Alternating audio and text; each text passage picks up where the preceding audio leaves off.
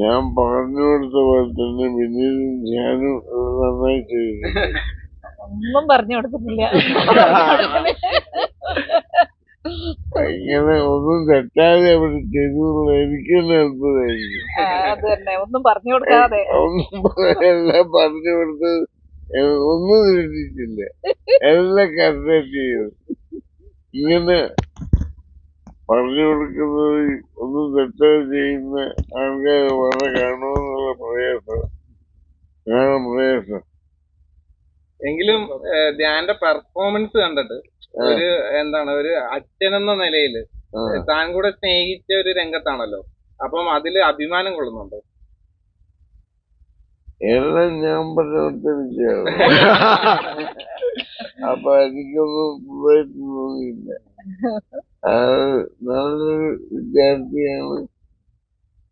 അദ്ദേഹം പറഞ്ഞിരിക്കുന്ന പോലെ അവൻ ചെയ്തു.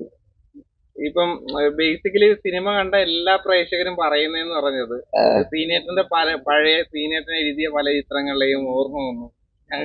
ഞങ്ങൾക്കടക്കം പല നൊസ്റ്റു അടിച്ചു. ലാലേട്ടനെയും സീനിയേറ്ററിനെയും ഇടക്കിടക്കൊക്കെ സ്ക്രീനില് മിന്നി മാഞ്ഞു പോയി എന്ന ഒരു അഭിപ്രായമൊക്കെ പല ആളുകൾ രേഖപ്പെടുത്തുന്നു.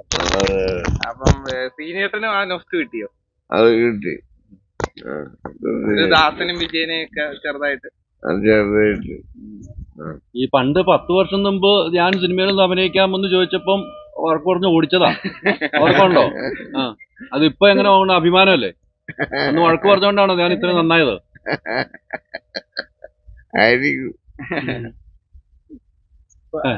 പുതിയ ഇന്റർവ്യൂകളൊക്കെ കണ്ടായിരുന്നു ഈ പ്രൊമോഷൻ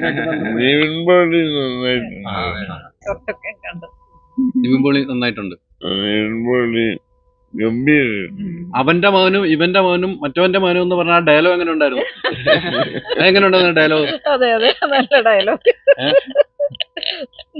നിവിന്റെ എല്ലാ ഡയലോഗും നല്ലത്.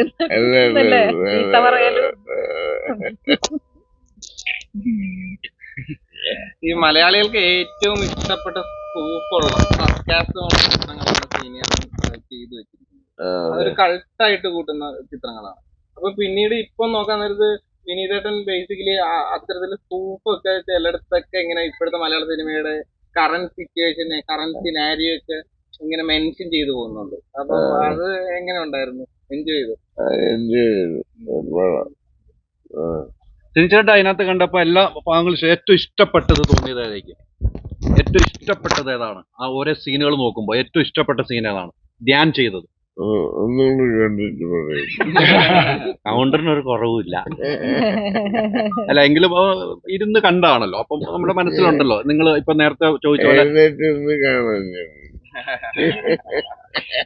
പോലെ ദാസനും വിജയനും എന്ന് പറഞ്ഞ ഒരു കോമ്പിനേഷൻ നമ്മൾ സിനിമയിൽ കാണുന്നുണ്ടല്ലോ. അത് ഇപ്പൊ ധ്യാനിൽ നിന്നും അതോടൊപ്പം തന്നെ പ്രണവിൽ നിന്നും നമ്മൾ കാണുവാണ്. അതെങ്ങനെയാണ് ഒന്ന് പ്രണവിന്റെ അഭിനയവും ധ്യാന്റെ അഭിനയവും വെച്ച് നോക്കുമ്പോ എങ്ങനെയാണ് സുനിച്ചേട്ടൻ മനസ്സിലായത്?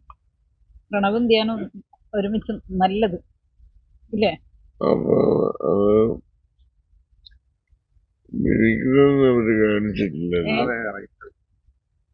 അവരെ മിമിക്രി കാണിച്ചിട്ടില്ലല്ലോ. അവരുടേതായ ശൈലിയിൽ അവതരിപ്പിക്കുന്നു. അതുകൊണ്ട് ഞാനും ചെയ്തതിന്റെ അനുകരണമായിട്ടുള്ള സ്ഥലത്ത് പിന്നെയായിരുന്നു.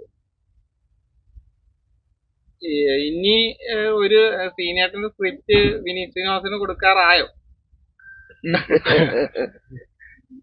സ്ക്രിപ്റ്റ് അവനെ എടുക്കോ? ധ്യാന നായകനെ വെക്കാൻ അല്ല, അവര് ഒരുപാട് ആഗ്രഹിക്കുന്നുണ്ട് അങ്ങനത്തെ ഒരു മുഹൂർത്തത്തിന്, പലപ്പോഴും പറഞ്ഞിട്ടുണ്ട്. ഇതുവരെ ചോദിച്ചില്ല. ചോദിച്ചാ കൊടുക്കും.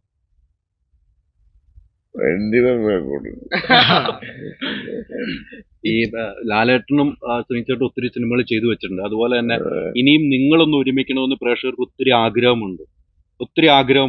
അങ്ങനെയൊക്കെ ഒരു നമ്മുടെ ശരീരമൊക്കെ നന്നായി ഒരു അസുഖങ്ങളിൽ നിന്നും മാറിക്കുമ്പോൾ അങ്ങനെ ഒരു ഒന്നിച്ചൊരു സിനിമയാണെന്ന് ശ്രീനിച്ചേട്ടും ആഗ്രഹമുണ്ടോ? ചില സംഗതികളൊക്കെ നടക്കാൻ സാധ്യതയുണ്ടെന്നാണ് ഇപ്പൊ തോന്നുന്നത്. ഇന്നും അതുപോലുള്ള ചില സംഭവങ്ങൾ ഡിസ്കസ് ചെയ്യപ്പെട്ടിട്ടുണ്ട് വീട്ടിൽ വെച്ച്. അവർക്ക് നടക്കാൻ സാധ്യതയുണ്ട്, കുറച്ച് കഴിയും. ഒന്നാമത് നമ്മള് ആരോഗ്യപരമായിട്ട് അത്ര ശരിയല്ലാത്തതാണ് ഒരു കാര്യം, നടക്കാത്തതിന്റെ കാര്യം. പിന്നെ ശരീരം മെച്ചപ്പെട്ടാൽ ചില കാര്യങ്ങളൊക്കെ നടക്കും ചെയ്യുമായിരുന്നു. നടക്കണം. ഈ പ്രായമായിട്ടുള്ള ധ്യാനം ഉണ്ടല്ലോ, ഈ പ്രായമായിട്ട് 70 വയസ്സായിട്ടുള്ള ആളായിട്ട് അഭിനയിച്ച ഒരു ധ്യാനെ ശരിക്കും എങ്ങനെയാ സാർ നോക്കി കാണണേ? അല്ല, അതൊക്കെ അധികം പറഞ്ഞു, ഈ ക്യാരക്ടർ അതൊക്കെ ഞാൻ പറഞ്ഞു. ഈ ക്യാരക്ടർ ആർക്കിൽ തന്നെ വളരെ ഡിഫറെന്റ് ആയിട്ടുള്ള സംഗതിയാണ്. ഒരു മനുഷ്യന്റെ പല കാലഘട്ടങ്ങളെ അടയാളപ്പെടുത്തുന്ന ഒരു ക്യാരക്ടറാണല്ലോ ധ്യാൻ ചെയ്തത്.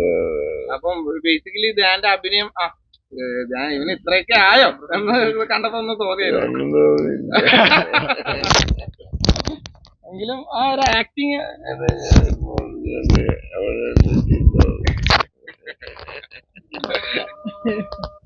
പിന്നീട് പണ്ട് കെ ജി ജോർജ് സാറിന്റെ മേള സിനിമയില് മമ്മൂക്കാനെ കൊണ്ടുവന്നത് സാറാണെന്ന് പറഞ്ഞൊരു ഇത് വന്നിട്ടുണ്ടായിരുന്നു.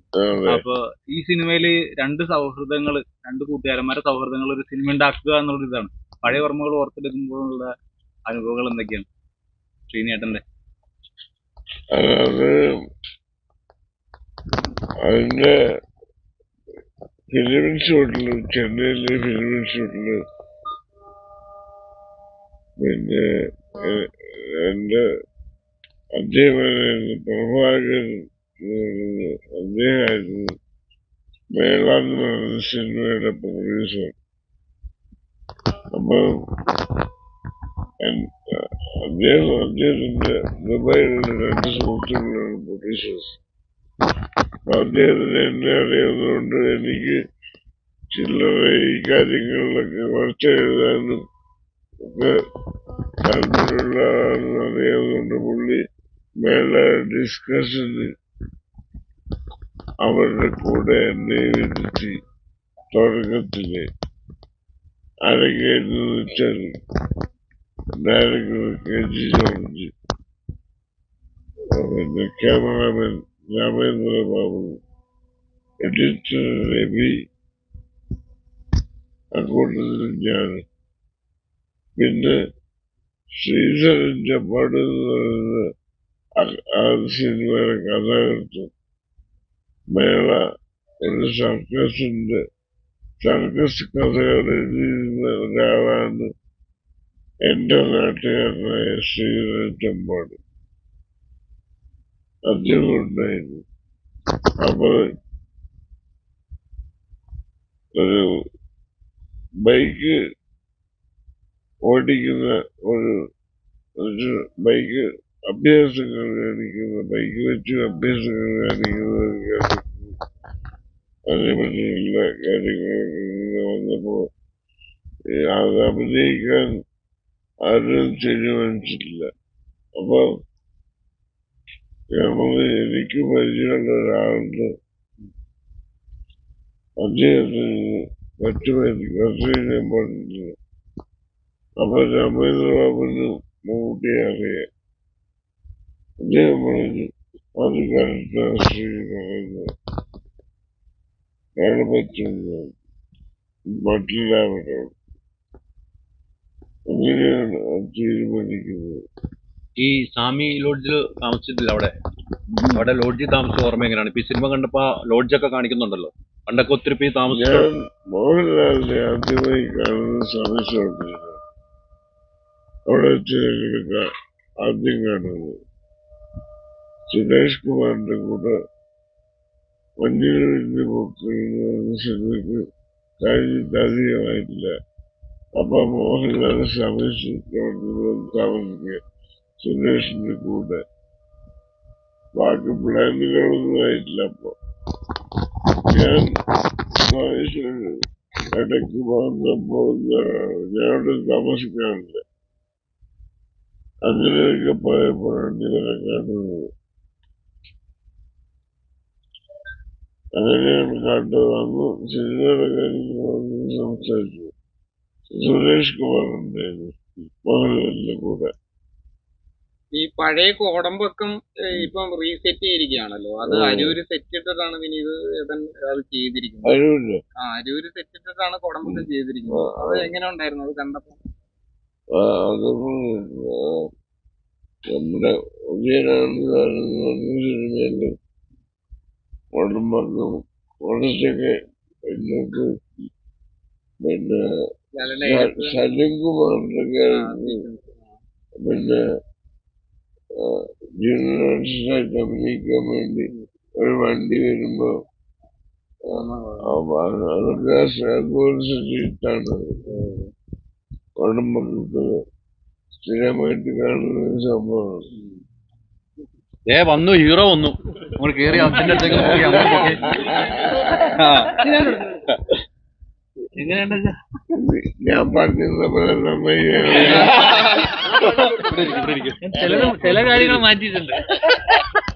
വയസ്സല്ലേ